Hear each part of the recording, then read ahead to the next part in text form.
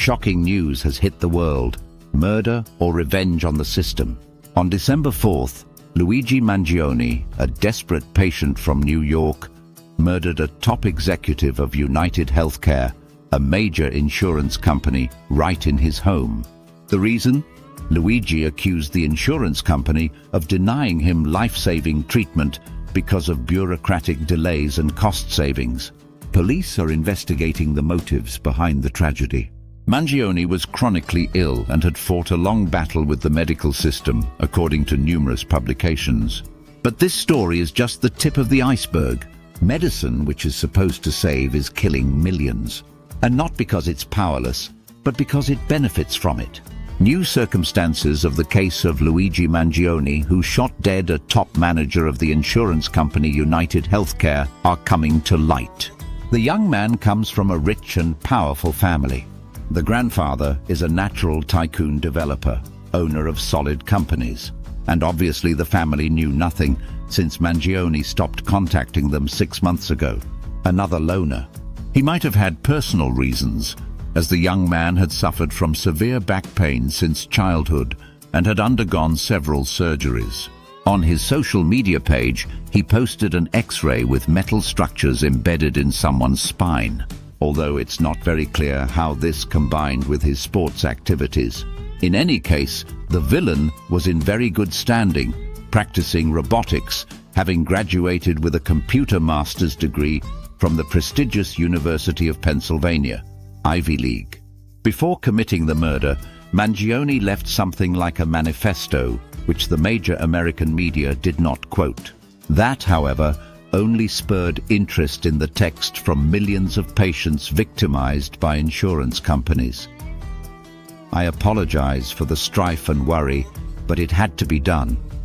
Frankly, these parasites were getting themselves into trouble. Let me remind you, the US has the most expensive healthcare system in the world, but we are 42nd in life expectancy. United Healthcare is one of the largest corporations in the US, second only to Apple, Google and Walmart in market capitalization. It has grown and grown, but has our life expectancy grown? No. These have simply become too powerful, and they are tormenting our country because the people allow them to do so. Of course, the problem is much more complex, but there is no time to outline it, nor am I the most knowledgeable expert. Decades ago, many people talked about greed and corruption, Rosenthal, Moore, but it's still there. People don't pay attention, and the powerful contribute to it. Looks like I'll be the first to report what's going on with such brutal honesty, he confessed. Mangione faces the harshest sentences, up to life in prison. According to a politician from the last century, terror does not awaken action, but has a paralyzing effect, spreading vain expectations among the common people, making them trust in the miraculous retribution of the Avengers. It turns out that most people in the US, oddly enough, sympathize with Luigi today. Stay with us. We're going to try to get to the bottom of what really happened today. And is Luigi guilty of murder? The medical business, the biggest players in the US. We suppose it's time to talk about the medical business in the US and its biggest players. As usual, consider the medical business in terms of its impact, turnover, and profitability. Yes, America is the land of opportunity. But for whom? In medicine, certainly not for patients. There are several giants that control the healthcare industry in the US.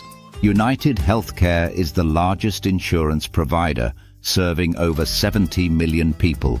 In 2023, their revenue was $324 billion. HCA Healthcare, a network of 180 hospitals that sees millions of patients each year. Kaiser Permanente, a monopoly that combines hospitals and insurance.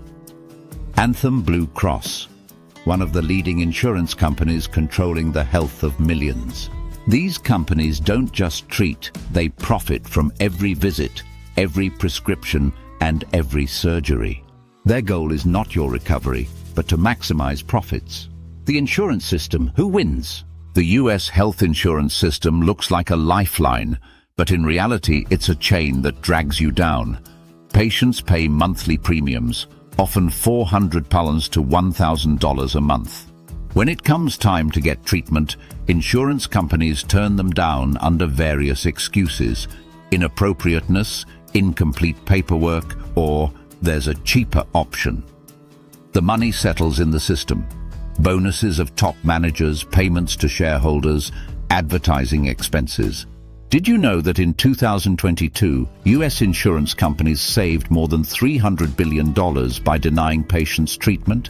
That money has settled in the pockets of those who manage your healthcare.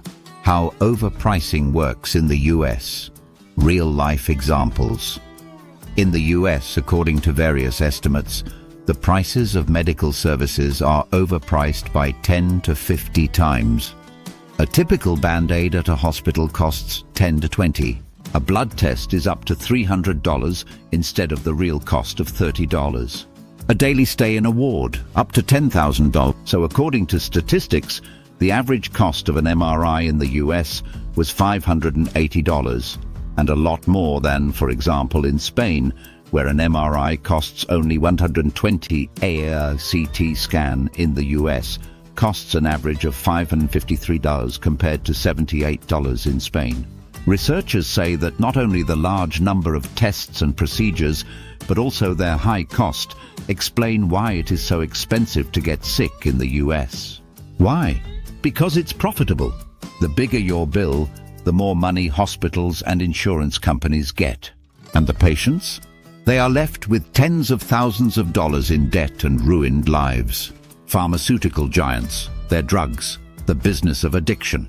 Pharmaceutical companies are another predator in the medical pyramid. Instead of finding ways to prevent disease, they make patients addicted.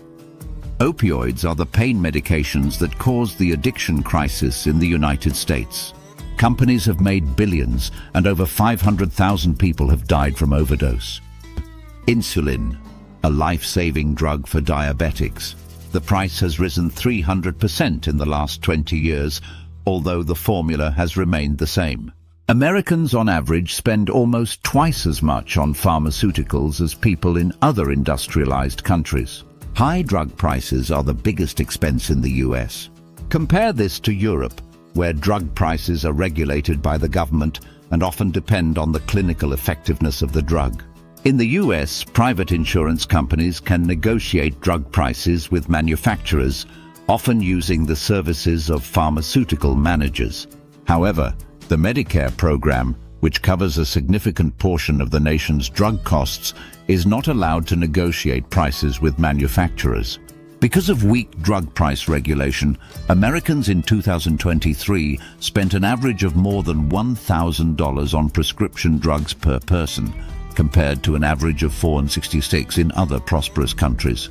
More than 58% of US adults reported taking one or more medications on a regular basis.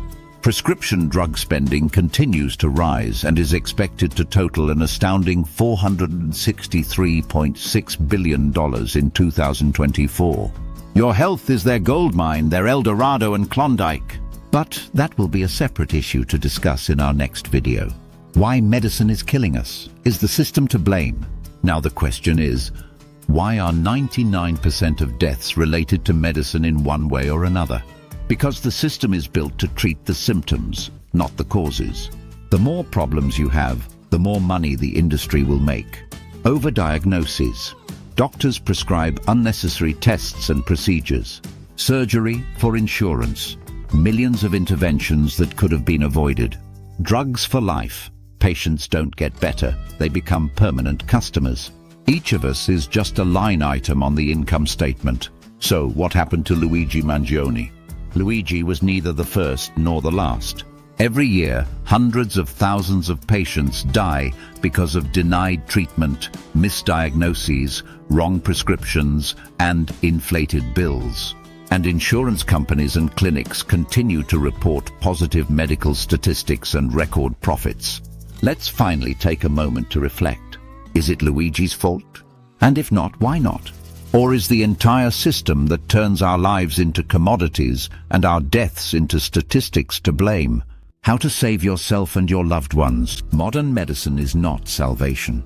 It is a business.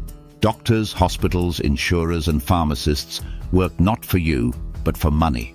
But you always have a choice. Be informed when it comes to your health, research diagnoses, all prescriptions and your treatments. Don't blindly trust anyone. Seek a second opinion from independent specialists. Be guided by the principle, your health is in your hands only. Control your health yourself. Disease prevention is always cheaper and more effective than its treatment. Medicine should cure, not kill. Make your choice. Don't let the system take advantage of you. Share this video to make the truth known to everyone.